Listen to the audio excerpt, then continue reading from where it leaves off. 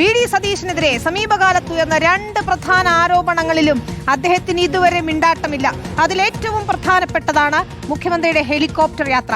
ഹെലികോപ്റ്ററിൽ കൊച്ചിയിലെത്തി ഏത് നിക്ഷേപകനെയാണ് വി.ഡി. സതീശൻ കണ്ടതെന്ന കാര്യം ഇപ്പോഴും ദുരൂഹമായി തുടരുകയാണ്. എസ് ശരനാണ് ചേരുന്നത്. ശരൺ, 3-ാം തീയതിയും 5-ാം തീയതിയും വാർത്താ സമ്മേളനത്തിൽ വി.ഡി. സതീശൻ അല്ലെങ്കിൽ പ്രതികരണങ്ങളിൽ വി.ഡി. സതീശൻ 2 ദിവസവും പറഞ്ഞത് ഹെലികോപ്റ്റർ യാത്രാ വിവാദവുമായി ബന്ധപ്പെട്ടുള്ള മറുപടിയിൽ ഒരു നിക്ഷേപകനെ കാണാൻ പോയി എന്നതാണ്. മാധ്യമപ്രവർത്തകർ ആവർത്തിച്ച് ചോദിക്കുമ്പോഴും പുതിയ വിവാദം ഉണ്ടാക്കാനല്ലേ എന്നൊക്കെ അദ്ദേഹം ചിരിച്ചുകൊണ്ട് പറയുന്നത് കേട്ടു. അതൊക്കെ ആയിക്കോട്ടെ, പക്ഷേ ഏതാണ് ആ നിക്ഷേപകൻ ഇതുവരെയും അദ്ദേഹം പറഞ്ഞിട്ടില്ല. ഇന്നിപ്പോൾ അദ്ദേഹം കൊച്ചിയിലുണ്ടായിരുന്നു. നമ്മൾ ചോദിക്കാൻ ശ്രമിച്ചു, പക്ഷേ മാധ്യമപ്രവർത്തകരെ ആ ഭാഗത്തേക്ക് അടുപ്പിച്ചതുപോലും ഇല്ല എന്നതാണ് ഏറ്റവും പ്രധാനപ്പെട്ട കാര്യം. ഇതുവരെയും മുഖ്യമന്ത്രിക്ക് ആ നിക്ഷേപകൻ ആരാണ് എന്നതിൽ ഉത്തരം നൽകാനായിട്ടില്ല, അല്ലേ ശരൺ?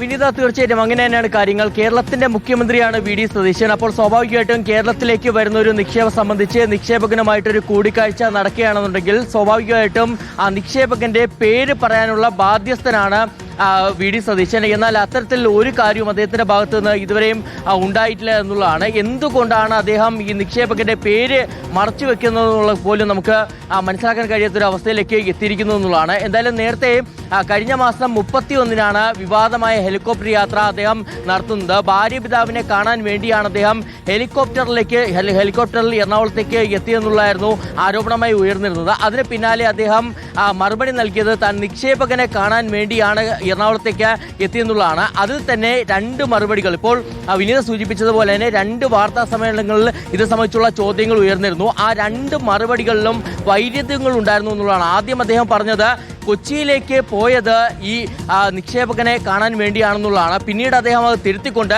കൊച്ചിയിലേക്ക് പോയപ്പോൾ നിക്ഷേപകനെ കണ്ടു എന്ന രീതിയിൽ ആക്കുകയും ചെയ്തിരുന്നു. ഇതിൽ മറ്റൊരു പ്രധാനപ്പെട്ട കാര്യം കൂടിയുണ്ട് വിനീത. അതായത് ഇത് സംബന്ധിച്ച് ഈ മുഖ്യമന്ത്രിയുടെ ഈ കൂടിക്കാഴ്ച സംബന്ധിച്ച ആർക്കും ഒരു ധാരണയും ഇല്ല എന്നുള്ളതാണ്. നമുക്കറിയാം, മുഖ്യമന്ത്രിയുടെ ഓരോ യാത്രയും കൃത്യമായി തന്നെ മനസ്സിലാക്കുകയും അത് റിപ്പോർട്ട് ചെയ്യുകയും ചെയ്യുന്നതാണ് സ്പെഷ്യൽ ബ്രാഞ്ച്. സ്പെഷ്യൽ ബ്രാഞ്ചുമായി ബന്ധപ്പെടുമ്പോഴും മുഖ്യമന്ത്രി ഇത്തരത്തിലൊരു കൂടിക്കാഴ്ച നടത്തിയതിനെ കുറിച്ച് അവർക്ക് യാതൊരുവിധ വിവരവുമില്ല. ഒപ്പം തന്നെ വ്യവസായ വകുപ്പിന് ഇതിനെക്കുറിച്ച് അറിയില്ല.